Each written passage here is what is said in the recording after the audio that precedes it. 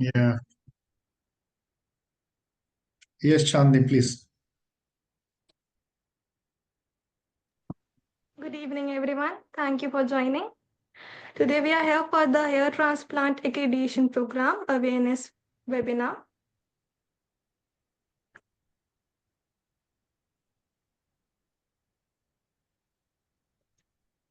You can put into the slideshow. Yes, sir, in a minute.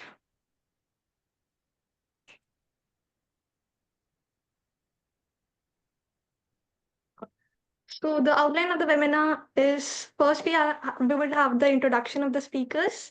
There would be a brief introduction about the accreditation process by Dr. B.K. Rana and the benefits of the accreditation by Dr. Rakesh Verma, followed by the question and answer round.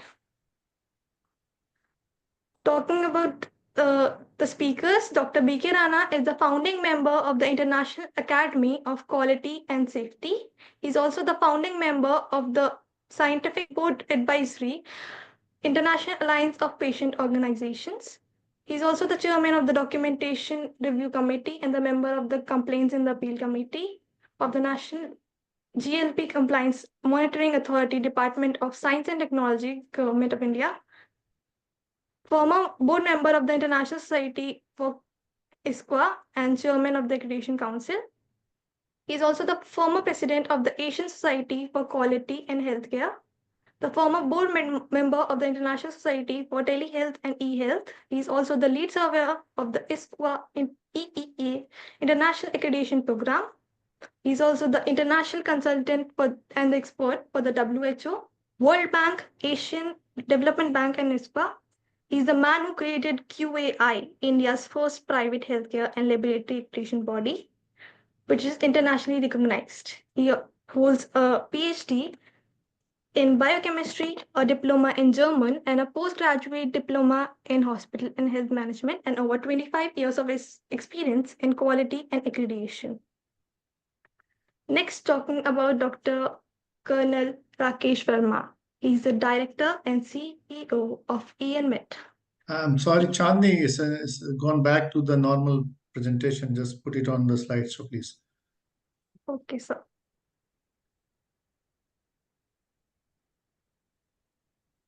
Thank you. Dr. Colonel Rakesh Verma is a specialist in hospital and healthcare operations. He's a business management, performance, and productivity. He's also a former officer from the Army Medical Corps of the Indian Army, a graduate of AMC, Pune, and AIMS, New Delhi, and has seen many military actions in high altitude and mountains. He has a vast experience of over 28 years of handling healthcare and quality systems. He has been a principal assessor and faculty for the NABH program, designed and conducted trainings and courses in health and hospital administration. He is the chairman of QAI Accreditation Committee, member of the Hospital Technical Committee, and a lead assessor for QAI accreditation programs. He is a surveyor for the ISQA EEA International Accreditation Program. He is a member of the International Academy of Quality and Safety. Next, the introduction for the program would be done by Dr. B.K. Rana.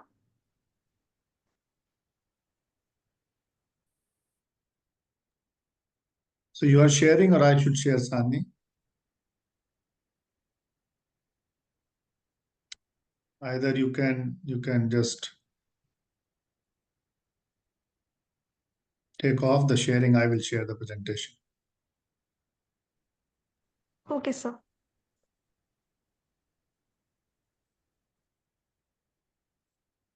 That will be easy for me to maneuver. Okay, welcome all the delegates to this webinar aimed to give you first-hand information on a QI accreditation program for hair transplant clinics. We welcome you all. Giving a brief about QAI. QAI is an accreditation body with global recognition. We have several accreditation programs, as you can see on your screens. We have developed 20 accreditation standards so far. and one standard for bone marrow transplant is just approved by the board today. So I am very happy to report that we are now having 21 standards, including the standard for hair transplant clinic, which is highlighted in yellow there on top left side. We have accredited over 150 healthcare facilities so far. We are internationally recognized by SQA, as well as nationally recognized by Ministry of Health for CGHS empanelment of private hospitals, eye centers, dental centers, and imaging centers. This is our gold seal, which signifies the credibility which organization gains through QAI accreditation, and they can use it on their brochures and posters. So coming to accreditation standards for hair transplant clinics, which was developed by a technical committee led by Dr. Colonel Rakesh Parna, supported by Dr. Poswal, Arvind Poswal, who is also here today, and another colleague over last couple of months. This standard is designed in such a manner that it gives the whole patient care continuum in a hair transplant clinic, starting from governance and leadership. And governance and leadership which talks about how the organization is managed and how the leaders in the organization drive the quality and patient safety agenda. Human resource management, as you know, the human resources are the most critical component of any healthcare facility. And this chapter defines how you select, how you recruit, how you train, how you qualify people for different tasks within the organization, and how the performance of the people are evaluated on an ongoing basis. Facility and risk management talks about how the facility is structured in terms of different sections of clinical and non-clinical settings, and is there any risk, and if there are any risks, how they are minimized. So it's about physical environment, physical facility. Information management system talks about how the information is collected, how the information is stored, disseminated, and disposed of when it is no longer needed. And you as a center need to define what is the information means for you. Information may include any patient data, any people, the people working within the organization, their information, patient registration, any procedure information, anything which you collect either to register a patient or provide a treatment, that falls into the category of information, and how you manage it, whether you manage through an electronic system, completely electronic, paperless, or completely paper-based, or a hybrid. It's entirely up to the clinic to decide. But primarily, you have to capture the essence of information which you collect. And you have to make sure that the information which you collect need to be safeguarded from any unauthorized access, particularly the patient data, patient information need to be very secure and confidential.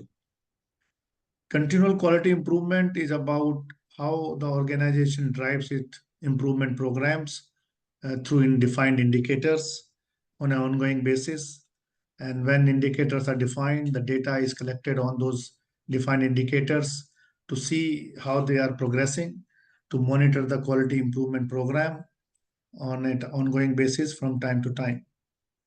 Patient assessment and care is about clinical aspect of care given in a clinic, how patient arrives and how the patient is registered, how the patient is assessed for the problem, and then the development of care plan, and then having a procedure done, which also include the consenting process, wherever you need to take an informed consent, that it is taken in a defined manner, which is prescribed in the standard.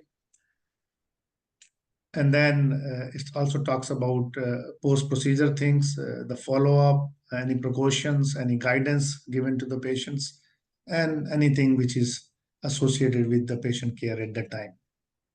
Patient rights and education is about knowing the patient rights, defining them, informing the patient about their right, staff knows about patient rights, and respect the rights. So whenever patient is there, and depending on what rights patient has, as you defined, and they need to be respected, and they can only be respected when people know about it. Patient know about them, so they can demand their rights to be fulfilled. The staff know so that they can respect the rights and give uh, opportunity to the patient, as well as the education of the patient. It's not just rights, but education. Patient need to be educated about their own care. If any precaution need to be taken, anything which they need to be educated about, and also they need to be educated about their own treatment, own care, while they are in facility or even after they leave the facility. Medication management and safety is about medication management is about what are the medication being used in the center. So you have to have a formulary, drug formulary developed, defined, documented, and then accordingly use them. And then how you prescribe, uh, so that there is no ambiguity, there is no potential error going to be. So writing, if you are using a computer system, then handwriting is not an issue. But when you are writing with hands, then you need to be legible. It is suggested you write in capital letters so that it is legible and rather readable easily. So the medications are not wrongly given. So as you all know that medication errors play a very significant role in medical errors. It contributes significantly to all medical errors.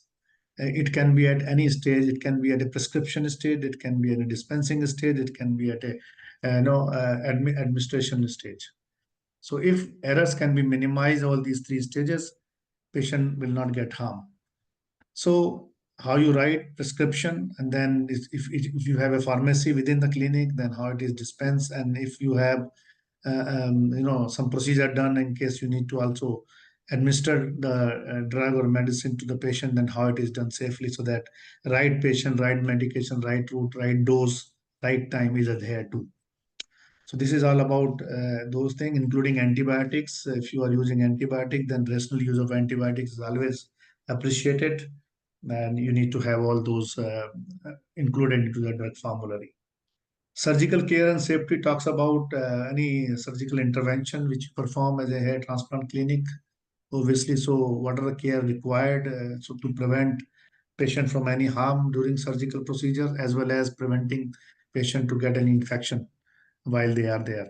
So it's about use of surgical safety checklist, as a prescription, if you need to give anesthesia or local, or particularly in your case in hair transplant clinics, or any sedation, whatever you need, they need to be properly documented and accordingly used and then monitored for their effectiveness and efficacy. Hygiene and infection control is about, in general hygiene, about the facility, the cleanliness, housekeeping, and as far as the patient is concerned, is about infection. So hospital acquired infections are quite common. So how the clinic takes precautions so that patient don't get any infection while receiving care. So using of infection prevention and control protocols, use of hand hygiene practices, which is also one of the common protocol to be used for preventing any infection in the patients. And all those practices related to that are covered in this chapter. So in all these 10 chapters basically define the entire framework of the standards, which have been actually covered in 62 standards, as you can see in the second column. And these 62 standards are comprised of 218 criteria. So these criteria are measurable components. I'm not covered because it's the webinar just to give you an overview, but we would be happy to provide a copy of a standard free of cost.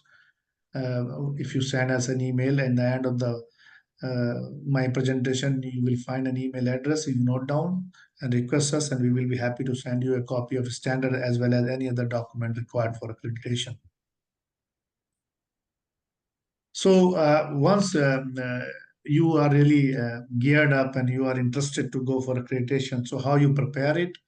So you can request us a set of application which will send you entirely free, which includes information brochure. Information brochure gives you the entire information set about QAI, about the processes, and then how you apply, what are the things which you need to do beforehand before you apply to that. It will give you entire process. We also send you an application form, which is also available on our website, which you need to fill up, giving us all our details about your organization and activities, a copy of accreditation standards, a complete set, and also a self-assessment tool, which is actually based on the standard. So you have to actually use self-assessment toolkit to do a gap analysis to see where you stand in terms of policies and procedures, particularly in general in documents. And then once you have document, then you start implementing them into your systems. And then fee, it will also give you a fee structure in the information. And there is a document called terms and condition, which a center need to follow before and after accreditation. So this is the whole complete set of information which we mail to anybody who is interested to get the information. Now, once you get this and you go through it, and if you have any questions, any clarification required, please feel free to write to us, either call us or send an email. We would be happy to resolve your queries as you desire.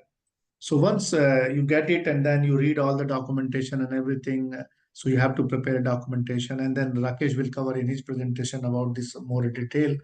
Once you are ready with everything, then you have to send an application with the completed application form, self-assessment toolkit, and their reference document, because there will be a lot of document reference in there, different SOPs, procedures, policies, and then the required fees. And then, so all these are actually sent to us by electronic mail. So email is only where you can send it as to us. We don't require any paper copy. We just need a soft copy of all these documents. So this is the accreditation process which guides you through how we progress. So first you do a self-assessment when you are confident that yes, you are meeting the requirements, you have documentation, you have started practicing them. So there is implementation and evidence of those. Then you apply with the application and set and fees. We will review it and see if everything is okay. If something is missing, we will come back to you and say, this is what is missing, please send us to us, and then we will review your document based on what we have provided in self-assessment toolkit along with the documentation set, and then we organize the assessment.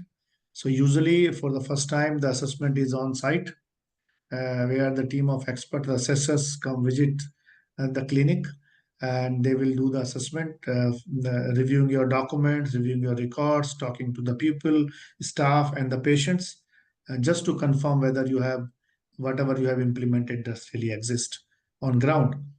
So once the assessment is done, a report is prepared by the assessment team.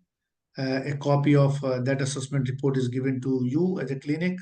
And if there are any non-compliances, which means you are not complying to some requirements or partially complying, you will get to know from the report. Then you have to start working on that. You have to take the necessary corrective actions, whether in terms of documentation or in terms of implementation. You have to generate evidence and then prepare it and send to us, which we will get reviewed by the concerned assessor. And if you satisfactorily address all those issues, we take the case to the accreditation committee for their deliberation. And if accreditation committee is satisfied with the complying requirements of the standard, they would recommend it to the board. And once it is recommended by the accreditation committee, we award the accreditation, which is for 3 years. And to ensure that you continue to comply with the requirement of the accreditation standards, we also check during surveillance assessment in the middle of 3 year cycle, somewhere between 15 to 18 months of accreditation date. And then 6 months before the expiry of the accreditation certificate, you need to apply for re-accreditation, renewal of your accreditation. And that is in the whole of this process, we support you through a dedicated officer. There will be a dedicated officer assigned to you, who will be able to answer your queries, questions, any clarification you need at any stage of your journey from self-assessment to accreditation and even beyond. And to give you an idea about the fee, it's a very nominal fee we capped, to encourage organizations to come up. So application fee of 15,000 rupees and annual application fee of 45,000 rupees. Yes, obviously a GST of 18%. And in addition, that clinic has to take care of the travel and stay of the assessment team. So thank you very much for joining this webinar to take the information, and we would be happy to provide you more information. There are telephone numbers given there. There's the email given. You please note down this email, and whosoever is interested in getting details and even a standard pack, please write to us, and we would be happy to send it this you. Thank you very much, and with this, I would now request my colleague Rakesh, who has been very instrumental in driving the development of these standards, to take the next session. So I'll just stop sharing here, and then Rakesh, I have made you the co-host, so you will be able to share your slides as well. Yes. So, Dr. Anna, And we thank you. will, I hope yeah, go I ahead, hope my please. voice is audible. Yes, very much. Great. So if you can see this screen, please confirm. Yeah. So we have to talk about two things. One is how to implement, and before we think of implementing, how does it help? Because fundamental question that we all must ask ourselves, if you want to do something different and something new, how does it help us? So this is going to be the few things that I'll cover. How does it help? How does accreditation help? And the second question is how we can help.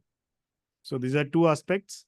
So we need to understand the standards, prepare for it, and I'll go a little details on this because it is important to understand.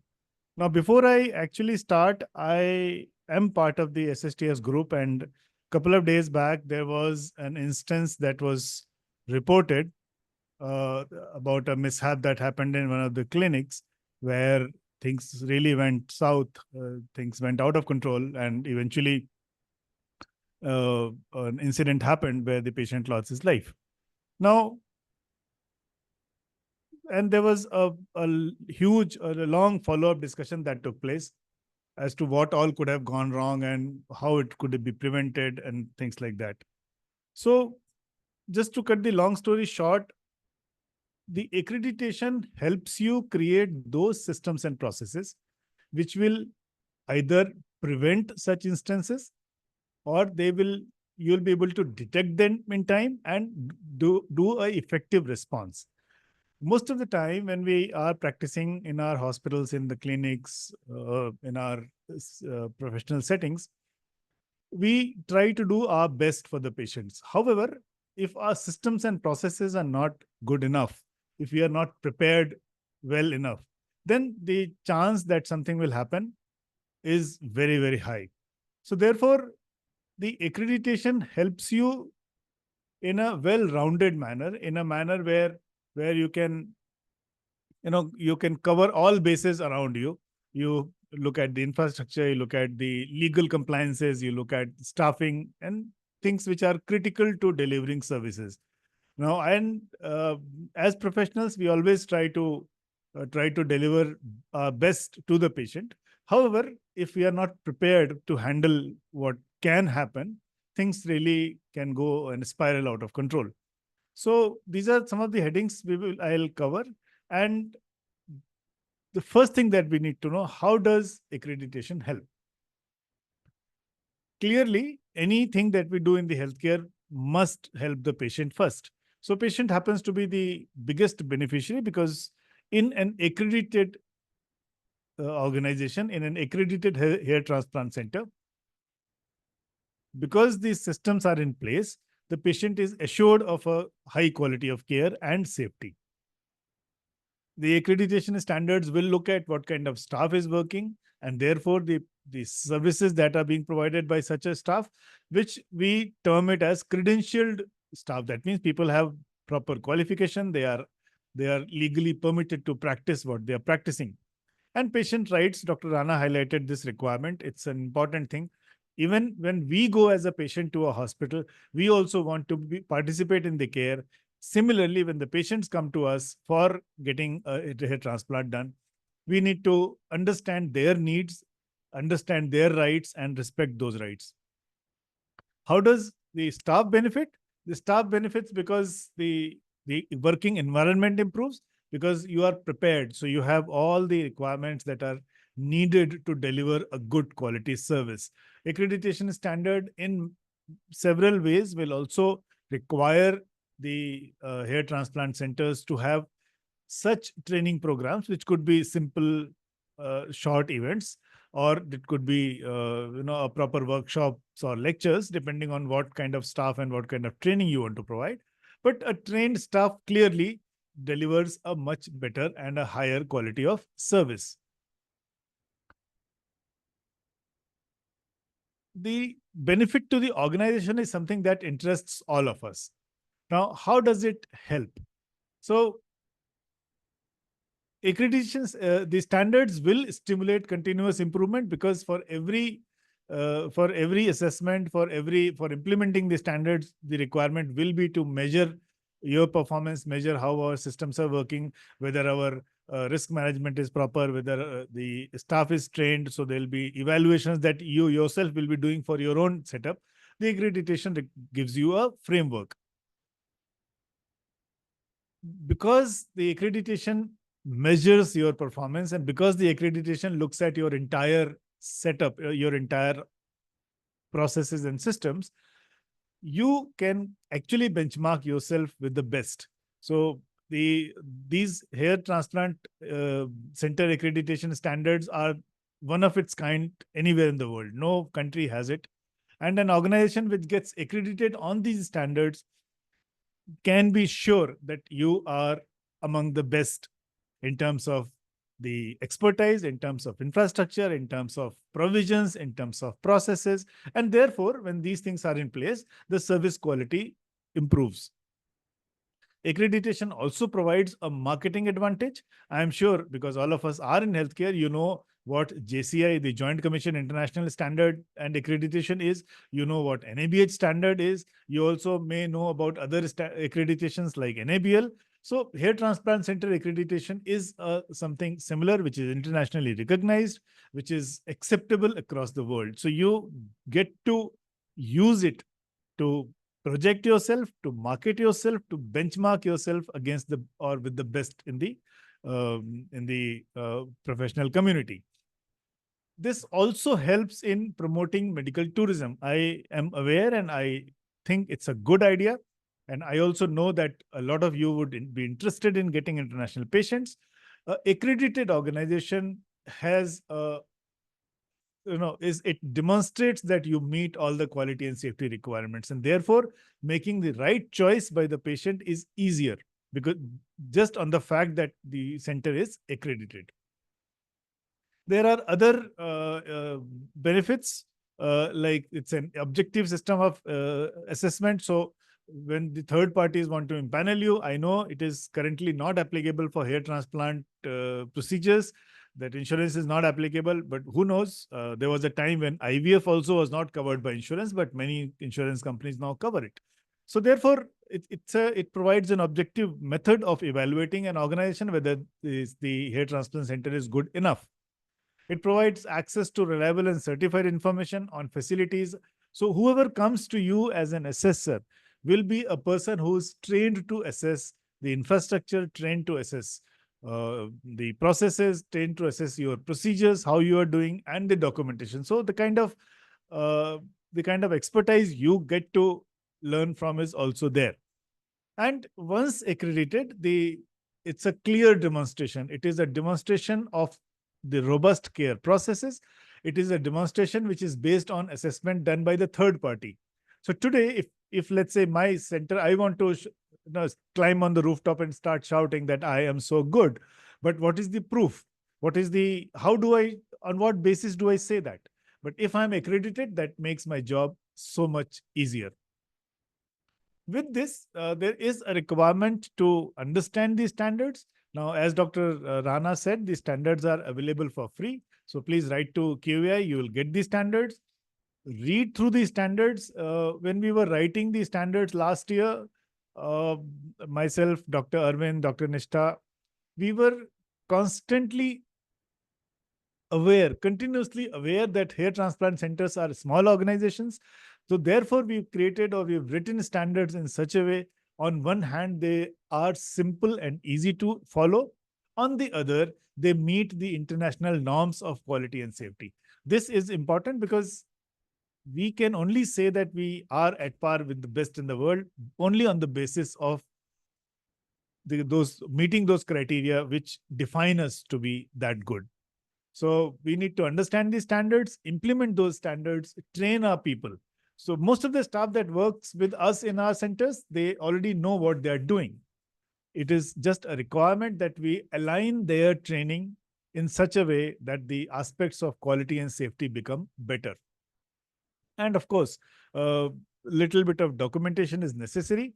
However, when we were writing the standards, we were constantly aware, as I said earlier, our endeavor was to keep the documentation requirements to the minimum so that it is easy for all of us to follow and implement. This is what we need to look at. So we need to look at legal compliances. And if you recall that case in Kanpur, which was reported in the SSTS group few days back, or maybe last week, legalities are important. We can't escape from it. These are the law of the land, and we have to follow. We have no choice. So therefore, it's a good idea to be on the right side of the law rather than on the other side. Infrastructure is a requirement because unless we have a proper facility, we will not be able to provide proper care. Staffing, training requirements of staff, monitoring and surveillance. So we need to have some simple processes, simple checklists, simple methods of monitoring our performance, simple checklist for seeing whether we are implementing the correct infection control requirements or not, conducting couple of audits on an annual basis, and maintaining certain basic minimum documents. So this is what is the minimum part. Now, coming to the second part of my first opening sentence, how we can help. We could provide training and learning how to implement, how to understand the standards.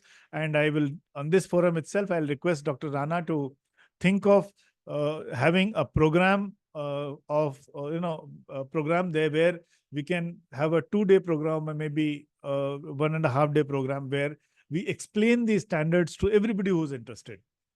Typically, these programs are organized by every accreditation body, including NABH, JCI, and NABL. So this is a kind of an awareness where we know how to implement such a program.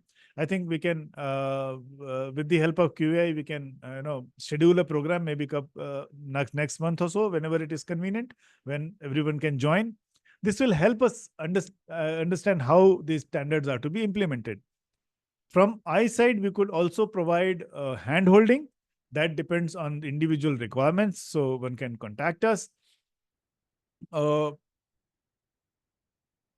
That's all. That's all. My endeavor was to explain the benefits. Now, if you look at what I have just said in the and with the background of the incident that was reported last week, you would probably realize that many things should have been in place which were missing, and therefore it ended up in a situation which is not desirable. So accreditation is something that will ask you that kind of a right question. It will ask you that right question. Do you have this or not? Do you have a proper hygiene program? So is it that your staff is washing hands every time they touch a patient? Is it that there is a proper aseptic precaution being observed before you start a procedure? Are you administering prophylactic antibiotic? So the accreditation processes will ask you those right questions, which will help the centers to implement the right things. I think this is the take home message, that once we do this, it becomes easy. It becomes easy to be safe. It becomes easy to provide a very high quality care. Now, I'll request if there are questions. As far as I'm concerned, we are done with the presentation. Thank you. Any questions? Yes, thank you. Thank you, Rakesh. If anyone has any questions, you can just say it, please.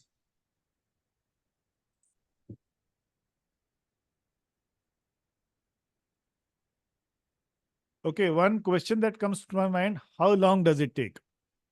So, uh, Dr. Rana.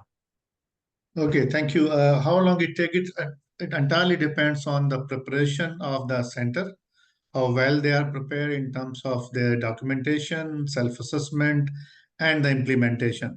Because from our side, there is no time delay. As soon as we get an application, we get it reviewed quickly, within 7 days, and then if everything goes well, we ask for the date from the center. Then when they are ready for the assessment to be done. Once they give a date, we plan the assessment accordingly. And once the assessment is done, so now it depends on how assessment is done, means what is found during assessment. So if there are not any major issues which takes time to address, the report comes to us and we can review it and take it to the accreditation committee. However, if there are any deficiencies observed, so nothing to worry about. We give 90 days to address them, at the maximum 90 days, but depending on the nature and type of any deficiency, you can take even a day. And once you complete action on any deficiencies or the non-compliance which are observed, submit the corrective actions to us with evidence, and then we take it to the accreditation committee and take the recommendation, and then in within next week you get your certificate. So from our side, its process is quite smooth. There is no time delay. Only thing is that how prepared you are. So that's it. Thank you. I hope I will answer to your question, Rakesh. Yes, yes, of course. Any more questions? Dr. Arvind? Arvind is there. If you might have some. Hello, sir. Is there any requirement for any specific requirement for a clinic? So this big, the 1,000 square feet or 2,000 square feet or like that, area specific, or you visit any small center also for the accreditation? Yes, Should I take Rakesh. that? Yeah. Okay. So, Dr. Hassan, Yes. the requirement of space is linked with what kind of work you are doing, and it is also linked with the number of patients you are handling. So if your workload, if your physical space is good enough for your current workload, it is fine. Now, there are infrastructure norms for hospitals, but there are very limited requirements from a clinic. So essentially, when we look at infrastructure, we are looking at a couple of things. One, is your space adequate for your services? So if you are, let's say, doing hair transplant, is this enough? So when we Okay. say enough, that means is there a place for performing procedure like hair transplant, place for somebody to register the patients, place for patients to wait, place for holding patients after you finished your transplant procedure? Because I'm sure you Okay. hold the patients for a couple of hours Yes. or maybe so. So if it is adequate, it works. Uh, Okay. there are norms for operation theaters, but Mhm. my understanding, and in fact it is also pretty obvious, that hair transplant is a procedure which typically is done in a procedure room, not in an operation theater.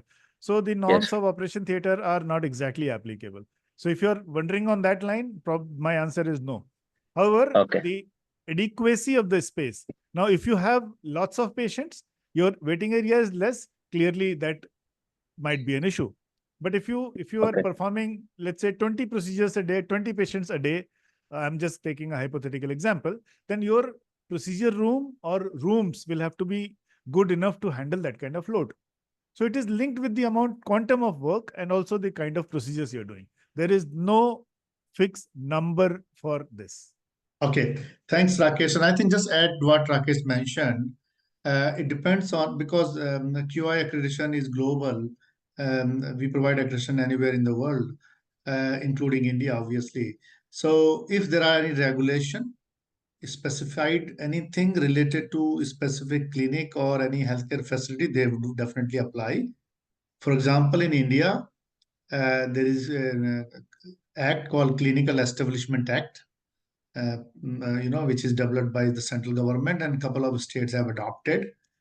They have certain requirements defined in the act, and they also were working on defining requirements for hair transplant clinics and other cosmetic clinics, which has not yet, I think, not get completed yet.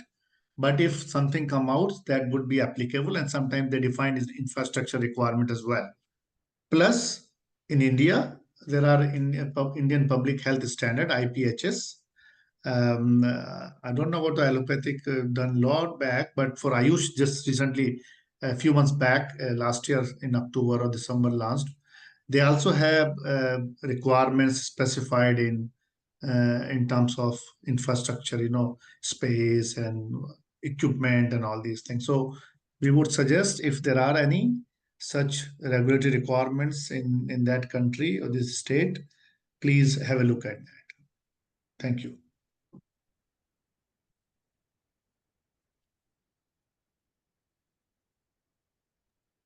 So there is a question. Yeah.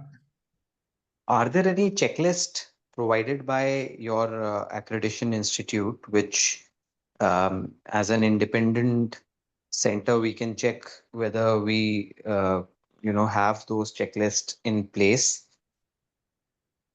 So as we before we apply mentioned, for it? I mentioned about the self-assessment toolkit, and self-assessment toolkit is actually a checklist based on the standard. So you can use that self-assessment toolkit. There are columns. First is for documentation, then implementation. So you can read the standard and see whether it's require a policy or a procedure or a system. For example, it says patient rights are defined and implemented. So essentially you need to define what are patient rights, and we have said in the standard patient rights include A, B, C, D, E. So first thing it says you should have it. So it's about documentation. So you should have it in your documents, you should define it. And then implementation means you train your staff that, yeah, these are the patient rights, you need to convey to them, and whenever they are required, need to be respected them. So that's all the implementation part. Similarly, for other criteria and standard, so you can use the self-assessment toolkit as checklist for checking whether you are complying with the requirement of accreditation standards. Thank you, sir. And sir, this accreditation holds true for, there must be some validity to it. Like it Yes. must be something So as I mentioned in the flow chart, it's for 3 years. So the 3 years. validity of certificate is 3 years with a mid-cycle surveillance assessment somewhere from 15 to 18 months. Perfect, sir. So my follow-up question would be that that the fee for this accreditation, one-time fee is around 45,000, if I'm not wrong, right? Yeah. So there is an application fee when you apply, Right, and then there is 1,500 an and then annual 45,000. 15,000, and then there is an annual accreditation fees, which is yearly. Annual means yearly when you get accreditation from the date of certificate. So, sir, that would be 15,000 only per year? 15,000 is the application fee when you apply, send the application form, documentation. Okay. Yes. So then we will review and get the assessment done. Once you are accredited, we will send you an invoice for 45,000 rupees for the first year fees. So Okay. application fees and annual accreditation fees to maintain it So to maintain the accreditation, we have to pay 45,000 every year. every year. Yes. Okay. And after the end of third year, we again apply the same You again way. apply. Yes. Oh, okay.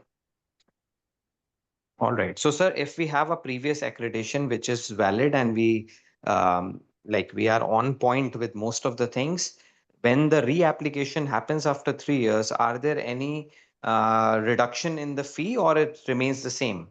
No, it's It is, remains same. It's remained the same. it remains same. Okay, thank you, sir. But if you apply well in time, that's why we say 6 months before, so that we can complete all the formalities and your certificate is renewed without any break. But if you don't apply in time and the process is not get complete in that defined time and the expiry is gone, then you may have a break. Yeah, So to correct. maintain the continuity end to end, then preferably you should apply in time, and we we complete the This process. accreditation institute is recognized by the government of India. International Society for Quality in Healthcare, ISQA, as an international accreditation body, and also Ministry of Health for CGHS empanelment. Great. So, It's something like Dr. NABH. Jatin, I can add It's you. similar add to it here. NABH and NABL. We run the lab accreditation program also, exactly Okay. like NABL for medical lab testing Correct. calibration, and that's also internationally recognized by ILAC. Correct, sir. Thank you so much. Thank you. So, Mr. Jatin, if I can add here, to run a accreditation program in healthcare, you need to be accredited by ISQA. ISQA is International Society for Quality in Healthcare. Every accreditation program in healthcare anywhere in the world, it runs only after it is accredited by ISQA. So Thank you, QAI sir. is also accredited by ISQA. Perfect. Thank you, sir.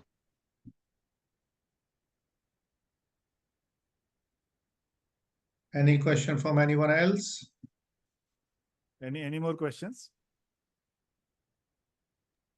So I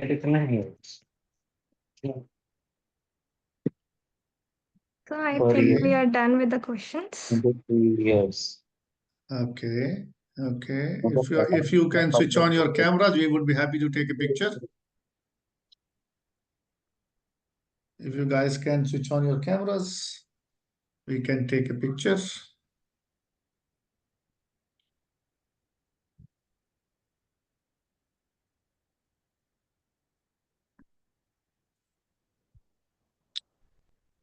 Reena, Abdul, Srikan, Manish, I think not one. Anyway, to capture the record. Okay, I have taken it. Thank you. Thank you everyone for joining this webinar, and we look forward to working with you. And if you have any questions, please let us know in time to come. Thank you. Have a good evening. Thank you, Rakesh. Thank you very much. Thank you, Chandni. Thank you, sir. I'm also providing the feedback form for the people who have joined the meeting. Okay. It's in the message box. Please check. So you have to post in the chat box. Yeah. Thank you, everyone. Great. Thank you.